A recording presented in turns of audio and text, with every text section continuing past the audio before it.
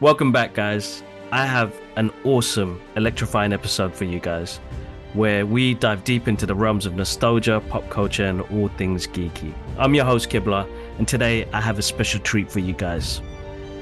Joining us on this amazing episode are none other than the dynamic duo behind one of the most beloved animated series of all time, the iconic X-Men, the animated series. That's right. I want to give a warm welcome to my esteemed guest, Eric and Julia Lewald, the brilliant writers and showrunners who brought the mutant superheroes to life on the small screen.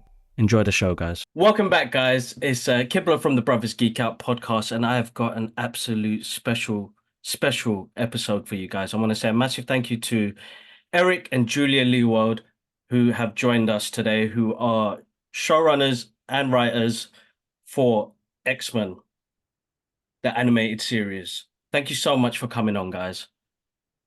Thank you so much for having us. This is a real pleasure. Yeah, Kibble, it's nice. It's nice to talk to people across the globe. Mm-hmm.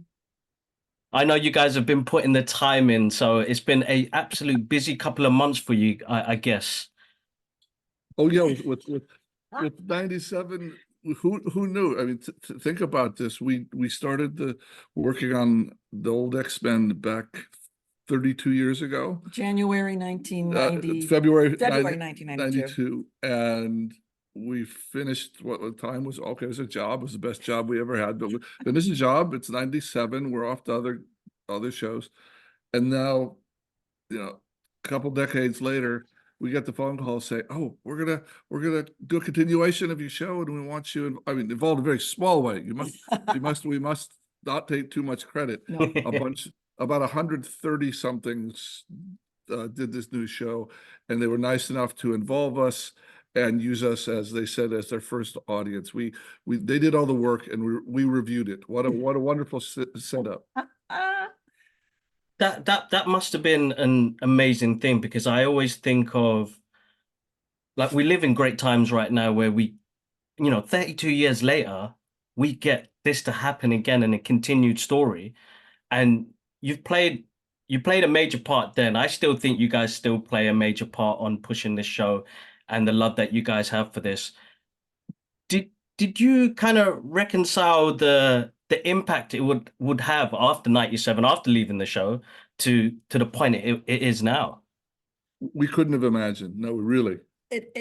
Going back, just to sort of set the table, back in 1992, when Eric, you were tapped to develop the show and come up with the first 13 stories with your head writer, Mark Edens, and I got to write one of those as a writer.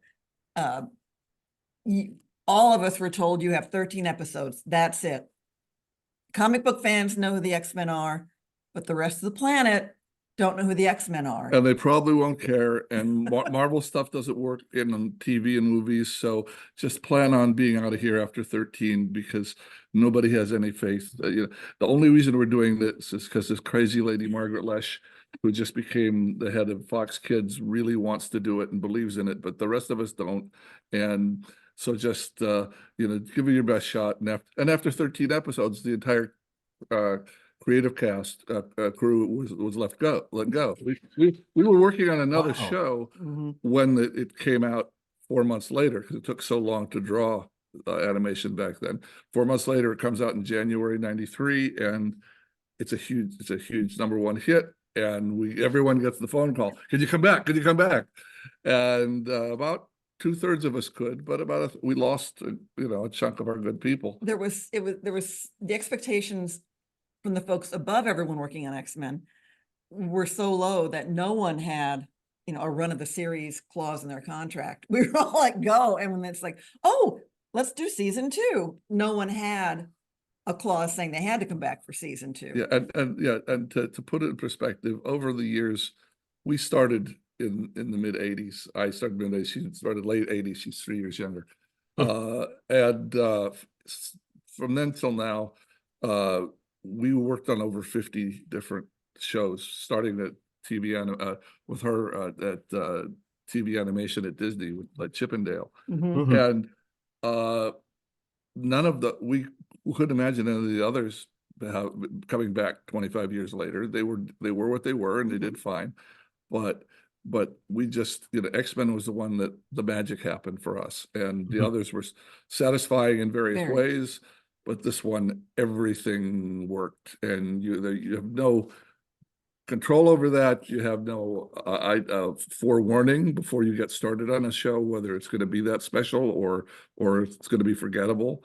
And so the fact that it became this big thing was amazing. Then we started going to cons about 7 years ago when we had our first book come out, and realized there are people all over the world, literally, that are dressing up as these characters and are still loving the show 25 years later. And that was what I think when we were the most stunned, when we were the most, oh my, something magic happened 25 years ago, and perhaps never to be duplicated in our lives. And that was quite gratifying. Amazing.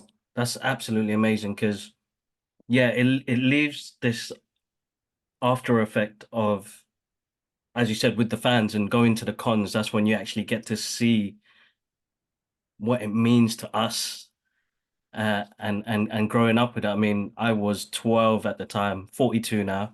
Most of the Target listeners. demographic. You were the target demographic. Yeah, I was, and I can't believe what sort of an impact that it left with me after that show, and then knowing what you guys must have went through during that period. Like, it must be an amazing feeling, guys.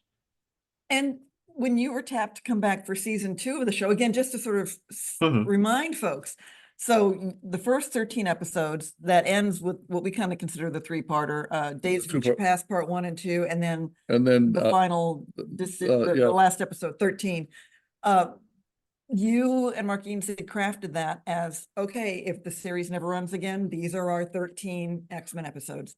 Then you were tapped to come back for a second season. Okay, here are 13 more episodes.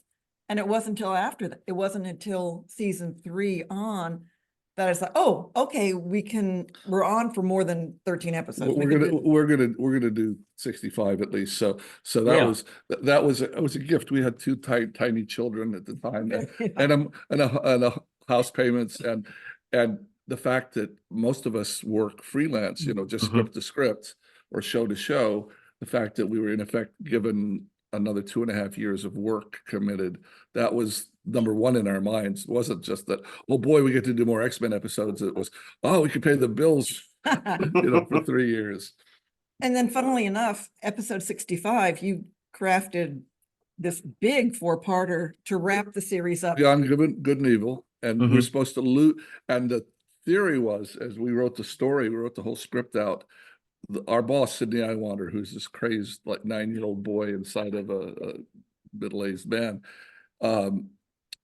he said, go out with a bang, go with this the big episode, or multi-parter. And so, okay, we wrote it, and we're going to end up with 5 of the X-Men leaving, Xavier and Scott and Jean and Storm and Jubilee, and 4 new people that had been part of the big adventure stay. And it was Bishop and Shard and Psylocke and Archangel. And so that was going to be kind of the goodbye to the series. Oh, well, we had this group of X-Men. Now, if there's another show somewhere, it'll be this group of X-Men. And that was a fun thing to do. And we got a call after we'd finished the entire script saying, oops, we think we may need to do a few more episodes. A few more episodes. But not 13. So don't have 5 people leave, don't have 4 new people come in, put everybody back, but keep the same story, but put everybody back. And so that was a little frustrating, but you're a professional writer, and they're being nice enough to employ you. So we did what we could. And then for those final episodes, if you go back and watch what is season 5, look, we can go on for hours about how, budget was cut. People were let go right and left. It was all a real struggle, and the animation fell off a cliff, but there were still really keen people working on it. And if you go back and see and include, especially for X-Men 97, The episode Old Soldiers with Captain America. America was written by Len Wein, who was one of the co-creators of Wolverine. in the comics. And he'd written a couple of, this was his fourth, I think, for Yeah. the show. And he said, you asked him, well, you want to come back and do one more for the last season? I'll do it if I can do it with Captain America. We hadn't been allowed any Marvel other characters. Couldn't do Marvel any of had that. just gone through bankruptcy, and they didn't own the rights to lots of their characters. So That's they right. actually had to have the attorneys call and find out whoever had the rights and, you know, send them a check to allow that to happen. But Len Wein made it happen. since it was Len, they got it to happen, and it was nice. So Old Soldiers, I think, is a really special episode. And the very last one, Graduation Day, you and I can each still get choked up watching it as a culmination of that show and hearing Professor Xavier say his goodbyes to each of them. It's like, oh my God, Yeah. it still makes my heart hurt in a good way, written by Jim Krieg. I mean, it just, again, the animation fell off a cliff, but the stories were still, I think, very strong. Very strong, very strong. That because they re-showed that clip in the new animation adverts, and it just pulls on your heartstrings, and you're like, oh, you're bringing it all back, and it all comes flooding back, and that must have been amazing because you get to work with so many creative individuals, and me being a creative myself, that must be such a visceral process of different creatives in one room trying to put these characters and stories together. Were there any like great memories of things going out of hand a little bit? Yeah, How much time do you have? That's the question. A few times, quite simply, the first year before the show was successful, because it takes so long to animate a show back in the old days when everything was hand painted. Hand painted overseas. There was a lot of second thinking and anxiety and questions like, you sure you want it to be this adult? You sure, you know, oh, this is way too dark for children? Are the advertisers going to flee? You know, shouldn't this be something different? Look at the early Stan Lee ones in the 63, 64. That's a bunch of teenagers running around having fun. That's not what this show is at all. So lots of those questions back and forth. And interestingly, I think the majority of the creative people on the show didn't second guess. We all pretty much knew, once we looked over the 30-year history of the books, oh, the sweet spot for us was the Chris Claremont era, adult, you know, 70s, 80s. That was the place where the team really came into its own, and that was the tone and focus that we liked. So that was the team you chose. As a team, we chose players from that time, and so we all believed in it. There's great doubting, and we had to defend it constantly, and we had worries because we've been on other shows where, say, people that had money in the show or a network or a production executive would say, no, we need to change all this, and we didn't have the power or the will to resist. And in this case, everybody just put their foot down and said, look, you can fire me if you don't like the show, but we're not changing it to, you know, we're not making it younger. We're not doing whatever it is you're suggesting today. We've thought it through and we know exactly what the show should be. So just please trust us. And that's not easy before someone has seen, because you never know if a show is going to grab people or not, or if it's going to connect. And so it shows it's a sneak preview in October, sneak preview in November. People seem to like it. And then it shows on in January of '93, and it's a huge hit. And, you know, a week later, for the next 4 years, there are no questions. You know, they're just they're minor details. Do you want to move this around? But all the major creative questions fly out the window when everyone's making money. I want to mention, though, being in a room with a bunch of creatives and spitballing ideas, and oh my God, that's magic. No, we didn't do that. You were tapped in that fateful meeting to be the showrunner, story editor Yeah. guy, and Mark Edens would be like your head writer. And there was so little money in the budget. There were no offices. Yeah, there were no offices. There were no wow. staff salaries. No. Each of the writers that eventually were used, and we used 20 different ones over the 5 years, over the 76 episodes, 20 different people. there were no staff salary, so I couldn't retain a writer. I couldn't say, look, we'll give you a certain amount of money for 6 months if you'll stay and do 6 episodes for me.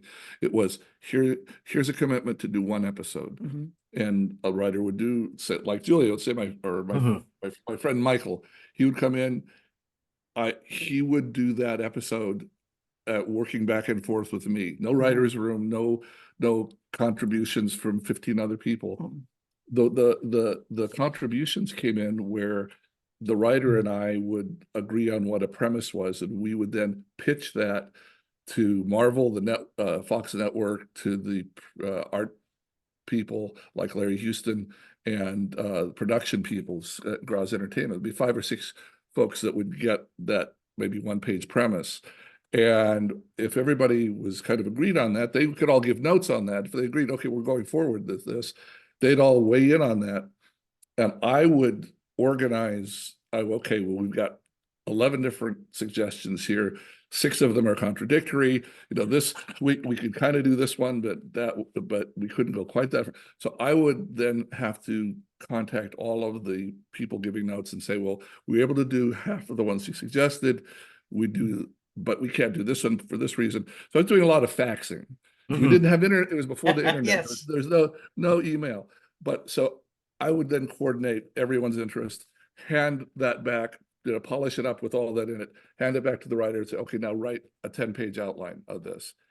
He would do that. So it's basically the writer and I did the script together, and that was a kind of a one-on-one on each thing. But none of the other writers would be helping him or her, like Julia did hers all by herself. To paint the picture, you and the writer, and typically Mark Edens, because he was over all the time, and me, because I lived there, it was at our dining room table in our first home. That was the writer's room, was yellow legal pads, photocopies of the various X-Men materials that Larry Houston on the art side had sent over to you, so you could be catching up on this stuff. And my 17-pound laptop. Yeah, about that. So Dining room table, that's where. And you couldn't even really send the files through the internet. It's really very primitive. There was really an awkward way that you could use message boards, and it would take over an hour to send a little tiny, a few K file. But what usually happened is the writers would say, write a script, a 40-page script. They put it on a floppy disk. I'd drive it over to my house. That was how we would communicate again. And one guy did it after the earthquake in '94. Brooks Hotel and the Northridge earthquake. He drove through the rubble. Because we had a deadline, and he brought the floppy with the script on it to our house. Good on him. That's absolutely insane. Yeah.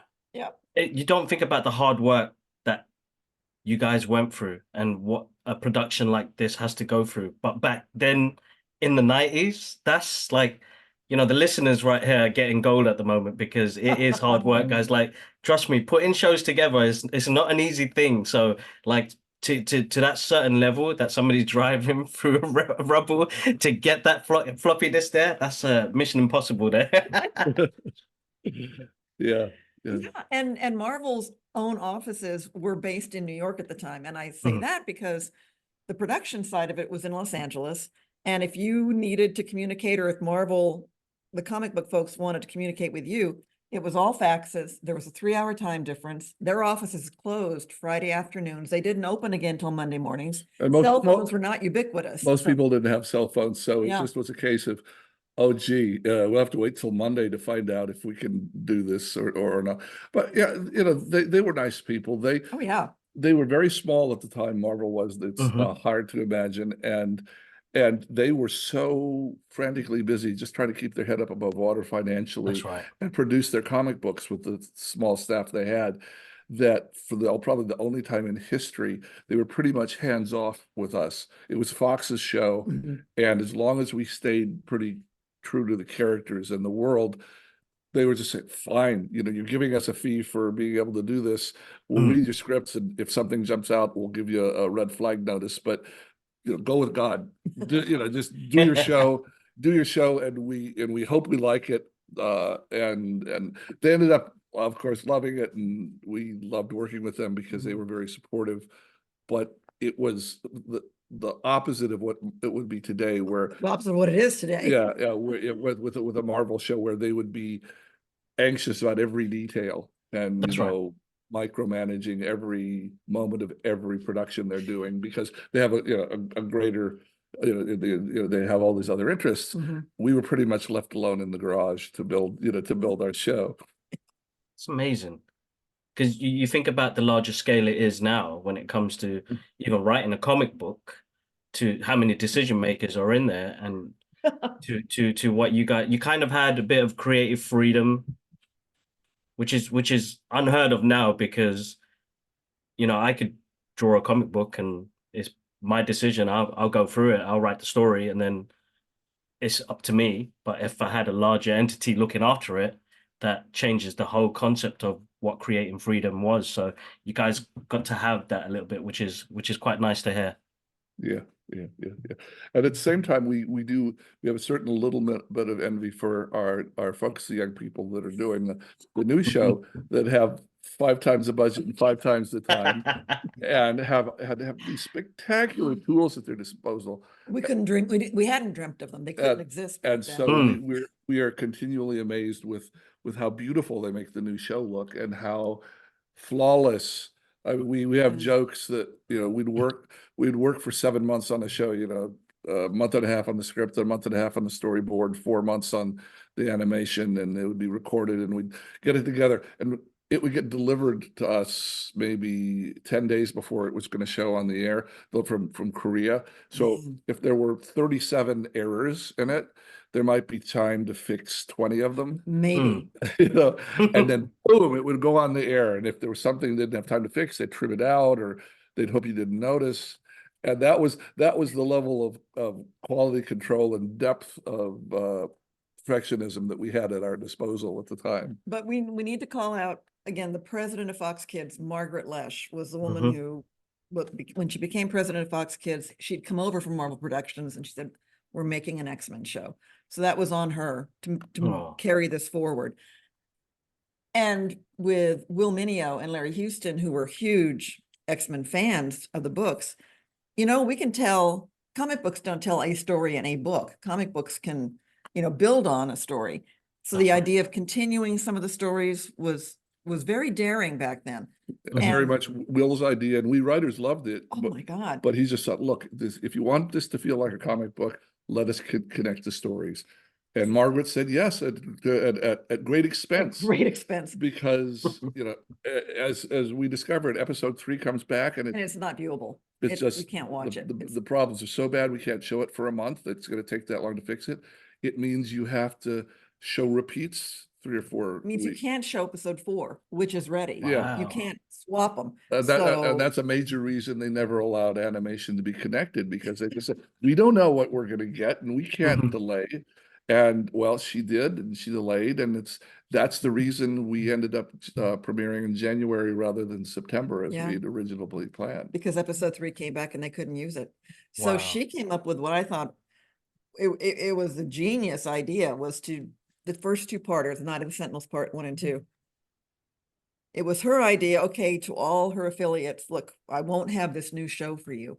In September. However, but if we air it as a primetime special, then we can generate a wider fan base interest. As a sneak preview, a sneak peek. Yeah, and then we'll roll it out in January. So, however, it ended up airing on Halloween night here in the US, October 31st. And I'm going, oh my God, that's the only night kids are not going to be home. What the hey? But the ratings for that were solid. Were solid. Wow. So then in November, okay, Fox Kids take over primetime. What do you want to see on primetime? And all you guys wrote and said, we want the X-Men again. So X-Men ran awesome. Again. Same 2 parts, ratings through the roof. So when it rolled out in January, it was the new show. It was a new show, and we've been teasing it a little for a couple months. And so I think it really helped. And the ratings that it was delayed. And the ratings were through the roof and never looked back. So again, a lot of things happened accidentally. But that ended up to be good luck. Yeah. It's amazing. the way the universe works, right? It's Oh my God, true. the way the universe works, it speaks to us in different ways and does things in different ways, but amazing. It captured lightning in a bottle. Uh, the first two episodes was like, anybody who was not a fan and anybody like myself who is a fan, I still remember me and my brothers sitting in the front room Saturday morning to watch that in the UK, and you know we still watch it to this day together. Everybody lives abroad now, but whenever we do come together, it's it's X-Men. It's what brought us together. A little backstory about what I do is that my uncle used to be a comic book artist, and he introduced me to the first one was Days of Future Past and Chris Claremont's story, and it was I don't know how these characters captured me in that way until the animation did it, and I was like, oh my God, like you guys picked some amazing stories.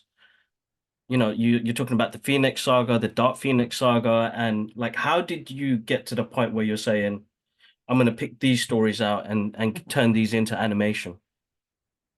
The nice thing is if you look back at each individual episode, and I still feel this way, there is such fidelity to the X-Men books, the Hmm. X-Men comic books, but there aren't that many that are exact, Adaptation. adaptations. Adaptations, yeah.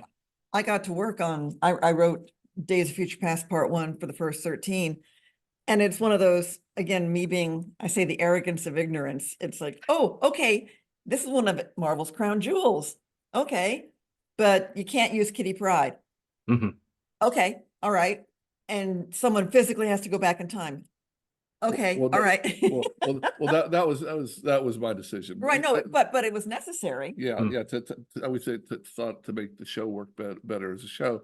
But to answer your question, there are two kinds of people that would write for X-Men. One were intense fanboys that had memorized every issue and had a real agenda. Well, if Hmm. I'm my show, I do issues 13, 107, and da. And on the other side were those of us that literally had never picked up an X-Men book before we started the series. Yeah. So we were just looking for the most dramatic character moments for each of our lead characters that we could and build shows around them. So the way it would start was with the exception of 3 or 4, like the Phoenix Saga and Days of Future Past, we would say, okay, I want to write uh, a rogue story. What's the most dramatic thing could happen to her if she were given the opportunity to lose her powers, so she could touch people? That would be really dramatic for her. Okay, let's build a story around that and pick some villains that would make that believable and make that evil and make that work for her, but let her have that moment of temptation. I'm going to leave the X-Men. I'm going to give up my powers. It's like I'm going to pass for human now. I'm going to give up everything that had meant something to me, and then decides against it in the middle of it and discovers that the person offering that was defrauding her. So bits and pieces of that two-parter may have come, certainly pulled characters from the X-Men world, but in that episode, The Cure, it wasn't an adaptation of a comic book. It was okay. Someone might say, well, there's a scene in one of the books where Apocalypse reveals himself. Okay, well, let's use that for 10 seconds here in the second part of the story. But so we were using the books more as reference books and getting a kernel of our story around our current character, building it fresh and picking stuff so that by the time we were done making a 40-page script, there would be lots of stuff that people that loved the books could recognize, bits and pieces, but it would be our original TV story, because TV story is a little different from, I'm not sure that we could write great comic books. I'd like to think we could try, but it's a little bit different muscle, a little different method of storytelling. I mean, you can kind of linger over a beautiful page or two in a comic book and kind of go back over it. And TV is very linear; it just blasts through, and you have to kind of keep the music going and That's not right. pause. So in that way, it ended up being that we stayed really close to the spirit of the books, but rarely directly adapted them. No, I think that's important. I think what most of the listeners will say is, and I usually have this argument a lot, is adapting a book or a comic book onto animation or live adaptation, that it won't translate well. It may not translate well when it comes to animation and being live action. Certain things will change to make the script work. So it's important that the creative process, that yes, we'll take, as you said, you take little things that are going to remind people of, oh my God, I remember that moment, but putting it into different news stories. And it's what gives it a fresh take, I would say. And you definitely did that with the X-Men. So you with like Days of Future Past and the Phoenix Saga, you guys picked out on key moments, but then you still made it your own, which is amazing. But sorry, as I continue, did you guys have, well, who are your favorite X-Men? As one of the writers on the show, Yeah. and as a hopeless romantic, it's Beast. It's Hank McCoy. Hank McCoy. Because as a writer, it's like he's the smartest guy in the room. So Mhm. getting to write for him, you get to pretend you're the smartest person in the room. That's But again, of the whole team that became the X-Men team for the animated series, he is the one who cannot walk down the street without getting pointed at or whispered about. Oh my God, there's a blue mutant over there. You know, he's the most obviously other. And yet in his own way, I'm not going to say at peace, but he carries that with him with a real grace and elegance. And boy, George Buza, the voice for Beast from the original series and now on X-Men 97. Oh, I think he just has done such a phenomenal job. And you made it so much fun for us as writers on it. Beast's call to action.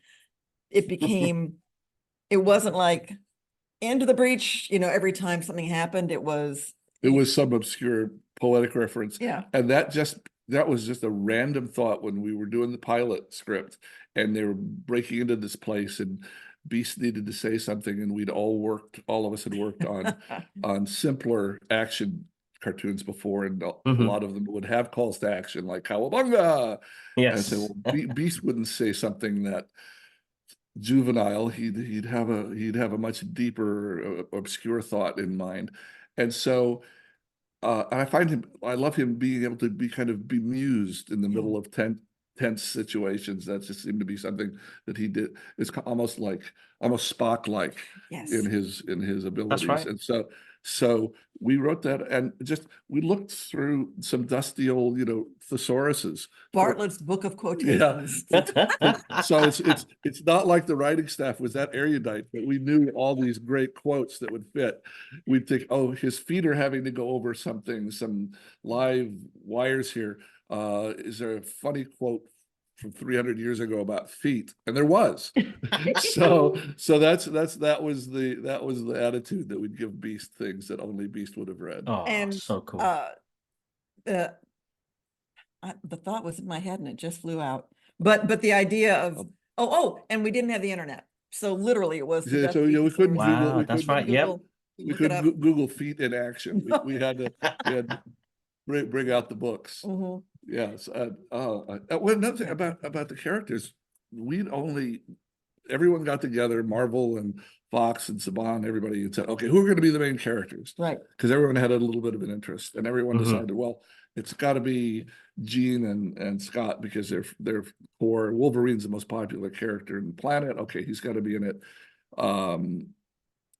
We need a kid, so we tried with Kitty Pryde a couple of years ago, didn't work. Let's use Jubilee. She's new. Okay, there's 4. And I think everyone agreed on Rogue. So we were up to about 5 characters. And then they said, well, everybody else, and this included Xavier and Jean Grey and Beast. They said Gambit. He's a cool new guy. He's different. So we were up to maybe 5 characters. The other ones were like, use them if you can. If you can't, no big deal. And that's why Beast was in jail. Yes. After the first episode, as first story, because we weren't going to see him for 5 or 6 episodes because he wasn't listed when we were writing it out at first as a core teammate. Right. But as we wrote the first season, every chance we got, we kept on going back to Beast because he was so much fun to write, and he had a voice like nobody else. Mm-hmm. And so by the end of the 13, we looked at each other. Well, of course he's part of the main crew. I mean, we can't not tell stories. We can't tell stories without him.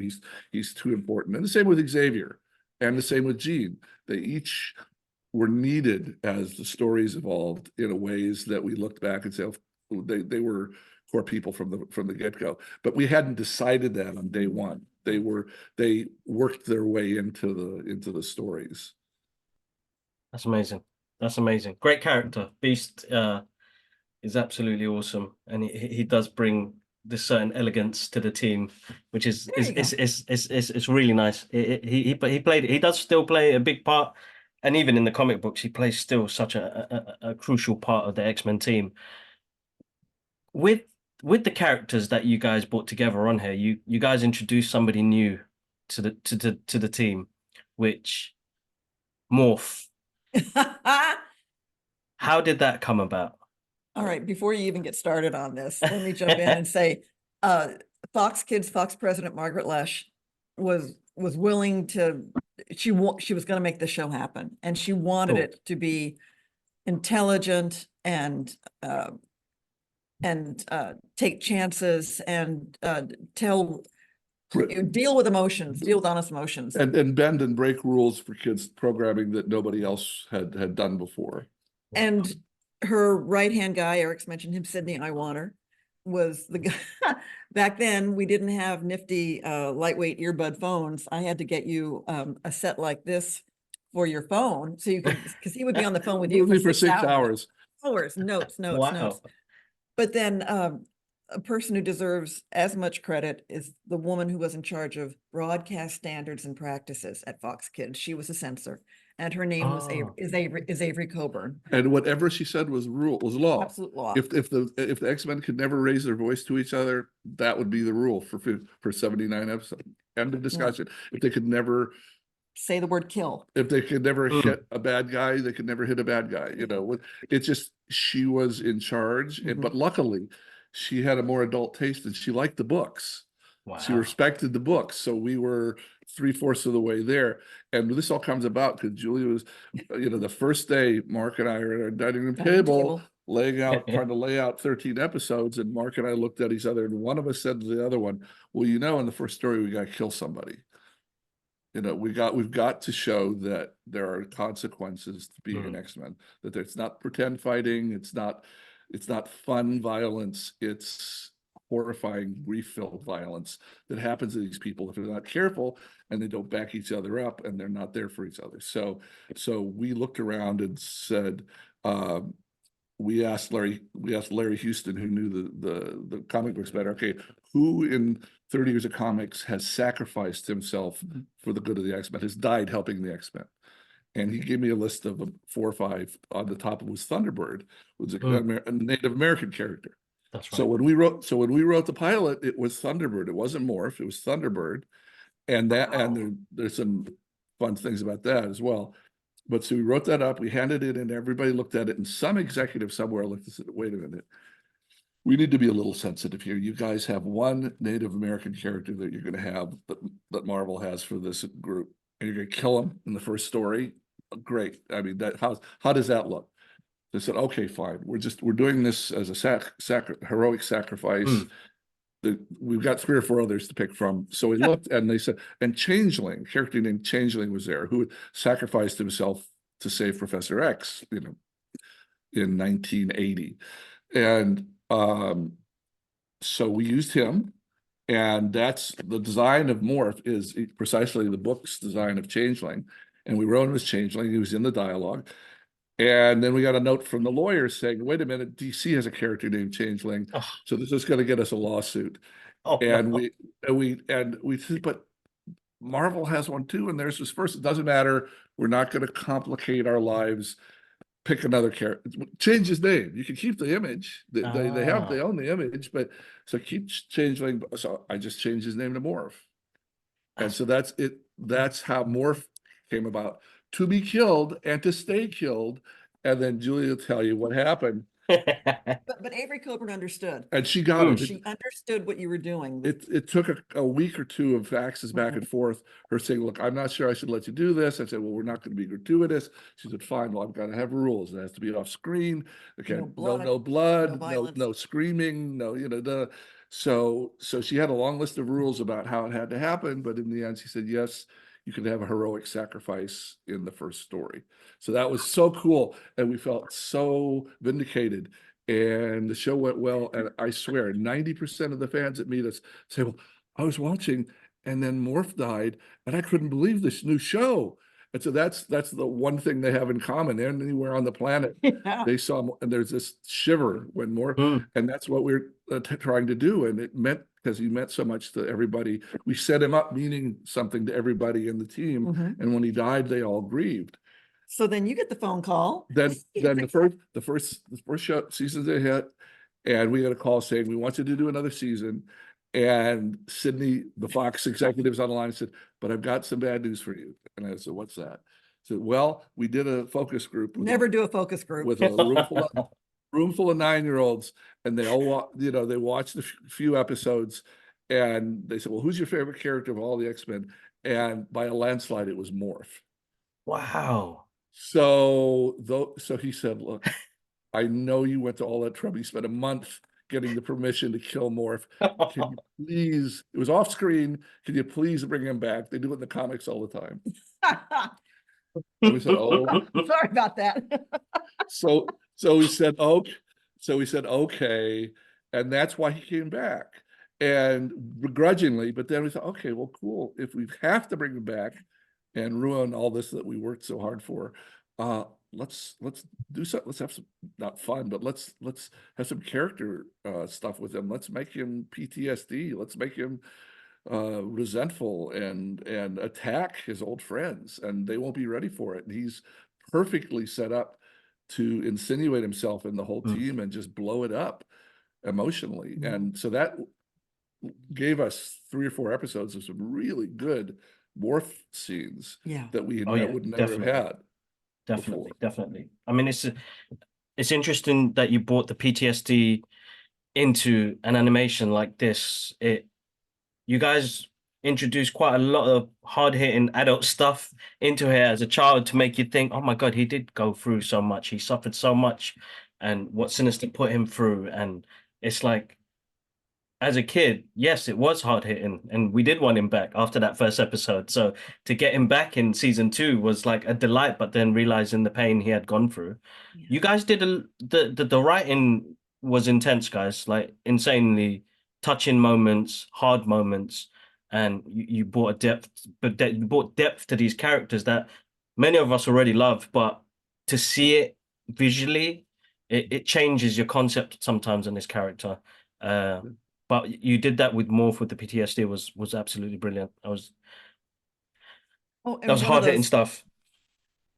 2 things. Margaret Lesh, her marching orders were, this is not a Saturday morning half-hour kid show. You treat this as an hour-length primetime drama. That's what you need to aim for here. And had never been given those marching orders before working in children's animation. It was oh my God, we get to play in the playground now. So liberating for us as writers, because 9 out of 10 notes we got in the past when we were working on other shows, you're trying to make this too adult, dumb it down, Kids aren't gonna follow. make it younger. Know. Yeah, no 9-year-old's going to understand, the emotional drama that you're trying to write here. Make it simpler. And so the executives, the writers, the artists, the performers had all probably struggled with that for 10 years and wished they could push a kid's show and make it more intense. And so here are these executives looking at us and say, do it. Not only do it, but do it more. And so, what a gift that was. And then in the world of animation back in 1992, 93, the way everything's happening all at once. So it had been, Warpath had been drafted into the first rough passes of the script. And then you mean Thunderbird? I'm sorry, Thunderbird. And he's out of it, but they'd already designed Thunderbird, but he has a twin brother named Warpath. So if you look at the final credits and the opening credits as the 2 teams are charging at each other, There's Warpath. Yeah. And the reason for that is just absolutely nickels is pennies. Is like, look, we've got to design the opening credits like over the weekend. We've got to draw it as fast as we can. We already have all the character designs for Thunderbird. Just put a different costume on him, and we can throw him in with the villains. It's never explained. And that'll save us. That'll save us 3 hours of drawing. Hurry, quick, now. Yeah. That's insane, because me and my brothers always noticed that. We were like, oh, what is he doing on that side? What happened? What's going Now on you here? know. But Now you know. that's amazing. Gonna ask about the animation style, and it sounds like you guys went through a lot because it was a long process. Traditional art, I'll always love because I still love paper and pencil, but the agony of waiting a couple of months to see the footage once you've done the script and the voiceovers and things, what was that process like for you once you've seen it? I'm going to say it was really, that was a challenge more for Larry Houston and Will Mineo because they were on the art side. And again, you were working at a kitchen table, at a dining room table. Yeah. We weren't all in the same place at the same time. Yeah, and it was so everything was so fast and overlapped Mhm. in terms of us by the time we'd finished the say 13 episodes, we would start seeing episodes 1, 2, and 3 coming back in rough animation. So it took enough months to get the 13 done that it overlapped a little bit. But part of it, we got to see it come to life in bits. Like we would write the script, we'd send it off. They would record it in Toronto, all these wonderful The actors voice talent, right? in Canada, and so we'd get that back and we'd be able to give notes on that. And snail mail audio cassette. Wow. Yeah, here you go. Listen to this. And so okay, we listened to that. So that was step one to where okay, we'd imagined this 22-minute story in our head. We'd imagined a pace. We'd imagined what the emotions would feel like between the characters in each one of these moments, and then we'd hear it alive from the actors' voices. Just, oh, that's wonderful. He did even more than I thought, or they kind of missed what I intended here. Maybe they could try it again. We get the first real installment on what we'd written and what we thought we'd written, and usually they were at least 80% on what was in our heads, if not more. So that and as we went along, the excellent voice director and the team would be better and better and better in understanding, intuiting what we meant by our directions. And then we'd get the storyboards, maybe a month after we heard the voices, and we'd see all the emotions that the artists had drawn into the boards By hand. So we get it'd be about 900 drawings. Wow. 300 pages of 3 drawings each going across, and with all the action indicated. But the best part was seeing them, say catching Beast's grief or Professor Xavier's excitement or whatever it was, that trying to and see the artist capture that in these. But these are very rough. These just sketched storyboards because they didn't have time to do 900 beautiful detailed comic book panels. They just had to indicate exactly where the people were and what they looked. So, but in any case, so we get that. So by the time it all sent over for the 3 or 4 months of animation, we would have heard it and we would have seen it laid out in the storyboards. And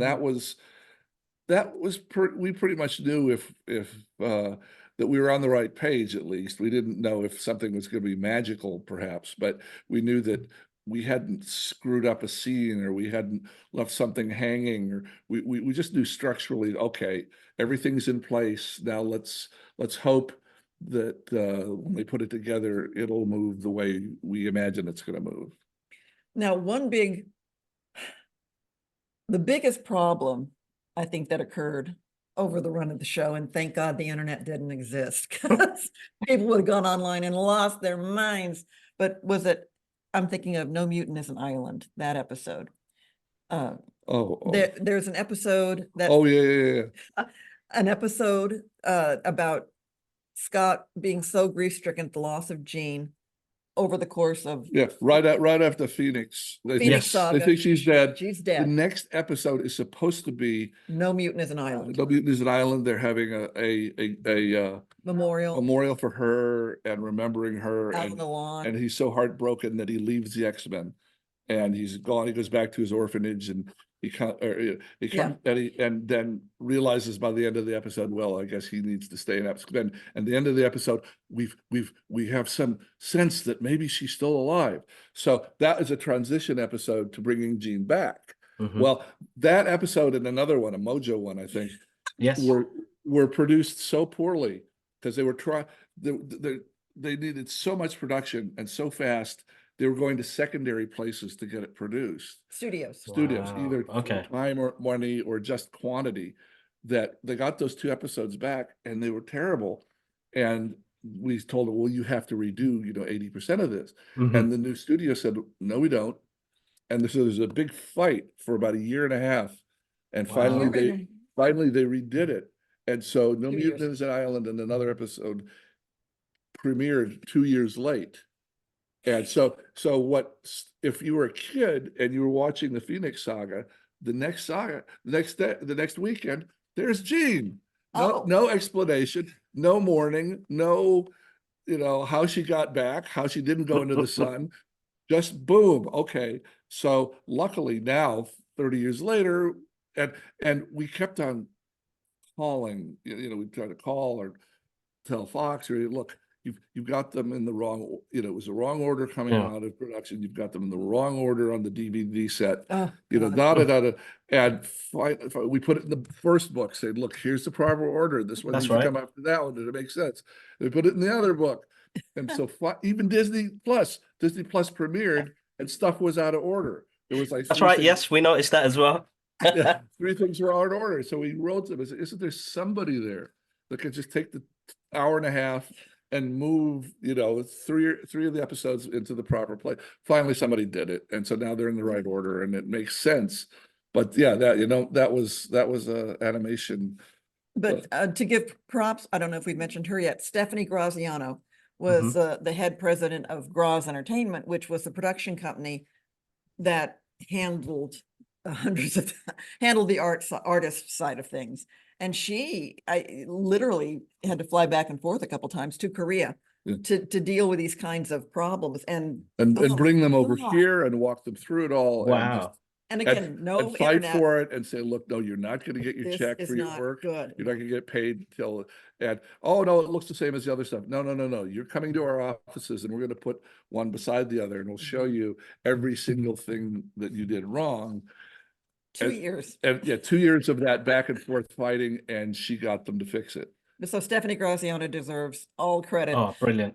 I want to shout out one more. Well, everyone deserves a shout out, but part of I think some of the charm of X-Men is that because it's multi-episodic and some of them are multi-parters, the previously on X-Men, that came about because the editor for the show, Sharon Janis, understood what the show was trying to do.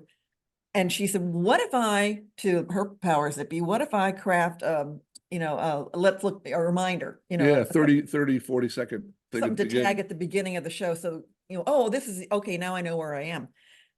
Completely shot down. But she said, but if you let me do that, that's 20 to 30 seconds worth of animation. You don't have 40, to do 40 because I'm reusing the old animation. Oh, well, in that case, go with God. Brilliant. Yeah. And it was also an answer. We got a lot of pushback at first saying this is way too complicated to show for kids. Not only is it too complicated with all this mutant stuff and all these characters, but you have these connected stories. They're not going to remember from week to week what happened the last week. This is going to be such a confusion for children. And that was, Sharon also said, okay, besides saving you 40 seconds of animation money, this will remind them. And I'll do it specifically to set up the new episode. This will remind them what's happened before and they can connect with it. And, it's not like this has never been done. It's been done in prime time. And they say, oh, okay, we get it. This makes us feel a little more comfortable about letting you do connected stories. Brilliant. Absolutely brilliant. This segues really well into the books, guys. Like when you guys put the books together, what was the process? What made you say, I'm gonna get this done. It needs to get out there in the world, which we She- absolutely love. Where is my one? Oh, you've got them there? Where is it gone? Here we go. So yeah, so previously on X-Men is on my other bookshelf, but yes, I've Yes, yes. Oh, Okay. wow, thank you for that. Oh, Thank so you. you know you're about that. welcome. So previously was her nagging and my doing. It was It was 2015. yeah, it was just like January 2015. And she says, look, the show's not playing anywhere here. It may be dribbling around still around. The rights are all over the place. Yeah. There's no studio in charge of it. Yeah. And it's Batman was having an anniversary. Yeah. And you know, so there are certain series like Star Trek has Paramount forever. They have a lifelong interest in promoting it and reminding people what it was and maybe doing new series. And so they have a lifelong legacy to maintain with Star Trek. Warner Brothers has the same thing with Batman. Yeah. There's nobody that had that with X-Men because we were four little companies, you know, Fox and Marvel going bankrupt and Saban and Graz. Saban and Graz, and these that all threw a little bit of money together and patched this thing together. And so as soon as the show was done, there was nobody with an interest in ever remembering it or going back to Or it spending an effort to make. or doing anything more with characters. Okay, Yeah. they made Marvel made and Fox made the movies, but we discovered in 2014, 2015, the rights were still separate. You know, Saban, I think, had music rights, and Fox, 20th Century Fox, had the TV animation rights, whatever, and Marvel had some rights. So Disney bought Marvel and Disney bought Fox, and so suddenly the rights came together. But you're jumping But ahead. yeah, I'm jumping ahead. So Yeah, in 2015, they hadn't yet. Yeah. And so we called up to Marvel and got some third level guy, and he said, you know, we don't have the rights for that. We wouldn't be interested in supporting you, and you know, goodbye. So we did this on our own. We had the old Wow. scripts and the old storyboards. We had all the old, yeah, above our garage. yeah, up in storage, up in filing cabinets above the garage. And so I called up and interviewed all the cast and crew. Whom we had never met in person. Yeah, They were we've all never met the garage. cast. Wow. Yeah, we just, and so that was great fun. Yeah. Hi, George. Yeah. You remember all those beast lines that you got? You know, that was my gig, man. Oh, let's talk. Okay. So interviewed all of them on the phone, interviewed writers here in LA, artists here in LA, the executives here, and a few other folks that were, you know, like 36 people Margaret Lesh, Sydney Iwan. yeah, all those folks.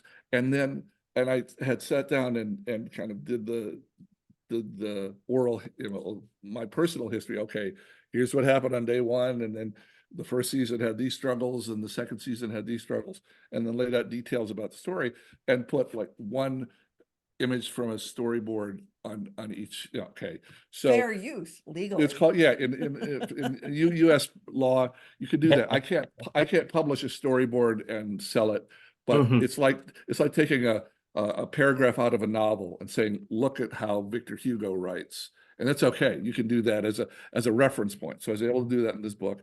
And it was just you know, she just said, look, if you don't do this, nobody else on the planet has all this stuff together. That's true. And the history will not get written down. It'll all be forgotten. And even if this, you know, make us like $5, that's not the point. The point is we get to get it all together and it'll be great fun. And it was, and it got us going to cons because it gave us some, you know, we're not artists. We can't go, you know, say, look at, I'll draw you Wolverine, you know. So we go to cons and we'd lug these books and say, okay, you want to know about your favorite show? You know, we'll sell you a book. And it gave us an intro to start doing panels and having tables at Comic Cons. Because we hadn't. Yeah, and so it came out in 2017. So we started basically then. We did, I think, one that fall and one that February 8th. And then we got a booker and started doing, you know, one a month. And so it's been great guy, Michael Perez, in terms of yeah, wonderful guy. So that opened up this whole new world. And then Julia will tell you, we got a not very, you know, a kind of scary letter. Email.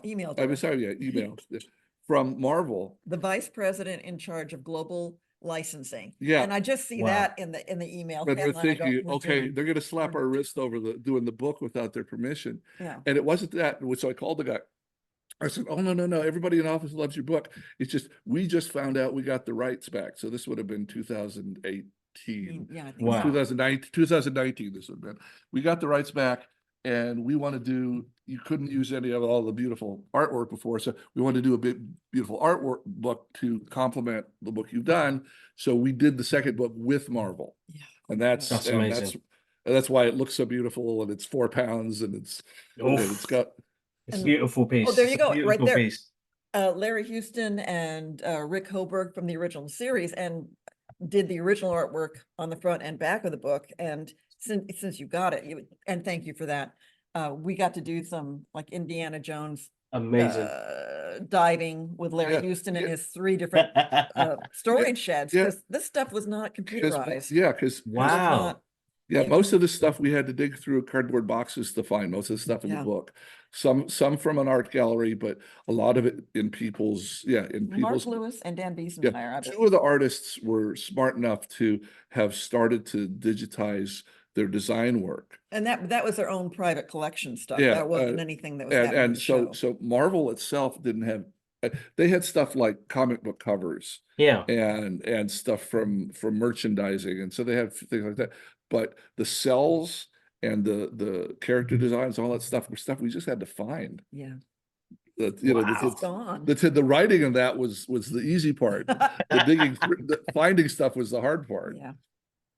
That's amazing. It's beautiful. Both books are amazing. They give you the deep history of putting this together. The art and making of this, like this is cover to cover.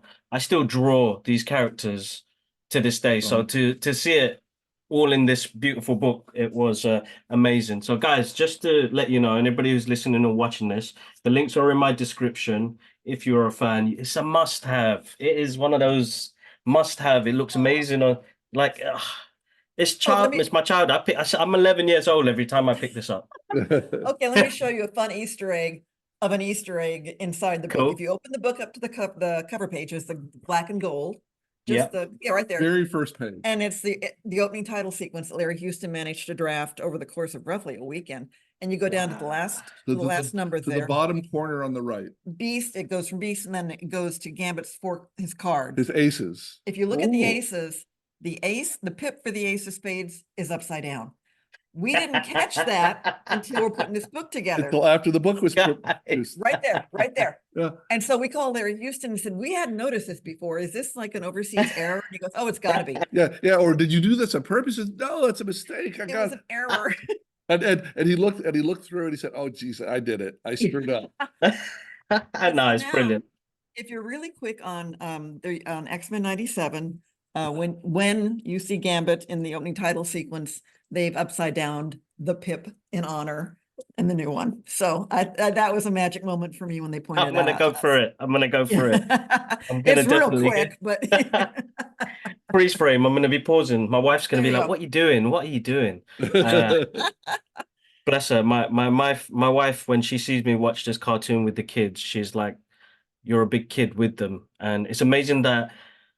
Oh my God, it's transcended so well that I get to enjoy this with my kids now. And that's a beautiful moment there because you've got 2 generations now Yeah. that we are a have part of this. Oh, it's amazing. I'm going to say 3. We have been astonished Yes, by that's the right, folks yeah. who come up to us at cons and say, oh, I watched this with my grandmother. I watched this with my father. I watched my older brothers. And now I watch it with my children. Oh my God, we just don't start with us. Can you imagine working at On our your dining room table. table and then 30 years later having people tell you, I watched this with my father, I watched this with my children, and just knowing that what you did there, I mean, it's too good. Yeah, we are so fortunate and so grateful. We are so grateful. So grateful. Oh, bless you guys, because honestly, like the cons must be amazing as well when you go to the Comic Cons and meeting the fans and meeting the people that have indulged this over the years. That must be an overwhelming feeling as well for you guys. Oh yeah. I kind of call it our love residuals, because there ain't a lot of residuals in the world of animation. Let me tell you that. Getting to go to these places and getting to talk and being able to listen to the fans. I think a lot of people just want to share with us, with someone what the show has meant to them. And good Lord, That means the world to us to hear Yeah, it. and just so you know, the level, the quality of fans that we get, all sorts of people, but with a very snarky internet these days, for the last 7 years, we must have gone to 100 events, and there's not been one snarky question. And no Okay. one has ever come up to us or in a panel stood up and asked So, a question. yeah, well, what and been a about, jerk. how come you screwed this up with whatever? Not once has That's good. anybody been anything Amazing. but thoughtful and respectful and very loving about it. So Oh, it's great. it's the sweetest thing in the world. But I mean, yeah, that's a whole different level. I'm gonna make it my mission, guys, that you guys get to the UK and get to There London you go. NCM Comic Con. I'm promising that now on the podcast now. I'm gonna get Eric and Julia to London. I'm Oh gonna my speak to God. them. I'm gonna speak to them. I'm gonna speak to them honestly because it has to be. It's a must because I haven't told anybody that I'm doing this episode, nor have I told my brothers because we do the podcast together. But both my brothers live abroad in a time in, they live in the Middle East, and it was like, okay, I'm gonna do this and I'm gonna surprise you guys. So it's gonna play it's one of my, it's gonna be a good mission, definitely. This has been an absolute pleasure, guys. Honestly, like 12-year-old Kibbs right now is in bits right now. So honestly, absolute pleasure. We can't thank you enough for bringing this show to life because I feel like it's taken a, as you can see, my Yeah. daughters have run into the room. Aw. Bless them. Fully That's funny. excited. And but no, absolute pleasure. I can't thank you guys enough for your time for putting this together. But the last thing I'm gonna kind of leave with was, how have you guys finished this new season of 97? Oh, Yeah, okay, we can tell you, we can't Yeah. tell you much, but we can tell you. yeah, it's I think what we've, how many have there been, 7 shown? No, I believe there've been 8. And so episodes Yes, 9 and 8, yeah. episodes 10 are still to air. Yeah. So we got to keep our mouths shut, but those 2 Okay. or more are coming out. But that's it. And then And then season 2. season 2, they've already basically Yes. written and so they're not sure about the schedule. They don't want to do it too fast. They want to be able to play this for a while, but they've already committed to season 3. Wow. So Wow. it got such a good reaction from you guys Oh my God. that they very, very quickly after the premiere said, "Oh, we're going to do season 3." So Wow. It's amazing. And we are right now, all of us on the planet are the only people in the history of humanity who are going to have this once a week drop for the first season. Because as soon as this 10th episode's available, you can just binge the whole thing. Mm-hmm. But I have been loving once a week. the What- once a week reaction and behavior. We're all kids with our bowl of Fruit Loops sitting in front of the TV. The only thing that's missing is a Fox Kids Club kind of ad in between every now and then. I remember But that. I think that's made it even more special. I love binging. I'm not going to not binging, Mhm. but I do believe X-Men the animated series has a special place in people's hearts who It's- started with it at the beginning because you had to wait a week. You That's had right, to talk yeah. to friends about it because you couldn't. Yeah, and most folks you weren't able to like get a VHS machine and just go back and did you see that? Wait, did you see that? Was that, there was a lot of that kind of talk. And I think that was wonderful for fans to Yeah. have that kind of interaction with each other Yeah. about the show. Oh. And if you watch the new series, you and I and Larry Houston, we are listed as consulting producers. At Yes. the very end. Very end. Of And we were very course. proud of that. So That's amazing. No, definitely. Because as you said, I don't think it's a little part you guys did. I think you guys always bring more to the table, but it's no, that must be that's such a great feeling, such a good thing to see this after 32 years and still going so strong. Like, Yeah. I can tell you one thing I caught, and I was proud of this because this is my big contribution 30 years later, but one of the X-Men turns to Beast and says, Henry, da da da da da. And I go, We never Henry- called him Henry. Henry is Henry Gyrich. He's not, Beast is right. Hank. yes, And I went, that's "Oh, right. Oh, but with that kind of stuff that we're kind of, trying to be helpful Little about. bits. Yeah.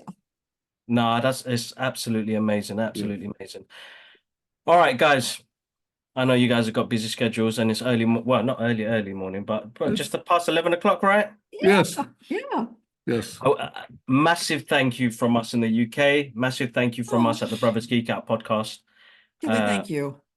Thank you for your time. And honestly, I'm overwhelmed myself right now, and I'm going to probably cry with my wife later on, telling her I get to speak to to these amazing guys about something that I loved as a child that transcended through years and it's back again. And I'm actually speaking to you guys. I can't thank you guys enough. Absolutely amazing. It's our pleasure. Kevin. Thank you. And to your brothers, hello, and sorry No. we didn't get a chance to chat with you. Hope it's a pleasant surprise. No, definitely. Thanks again. Okay. Thanks. And that's a wrap for today's electrifying episode of the Brothers Geek Out podcast. We hope you've enjoyed diving deep into the realms of geek culture with us. As always, a massive thank you to our incredible guests, Eric and Julia, for joining us today and sharing their insight and passions. It's been an absolute blast. Before we sign off, dear listeners, don't forget to subscribe, like, and comment on our podcast to stay up to date on our latest episodes and geeky adventures. Your support means the world to us, and we love hearing from you. So until next time, fellow geeks, keep embracing that inner superhero, explore new galaxies, and unleash your boundless creativity. We'll catch you on the next episode of the Brothers Geek Out podcast.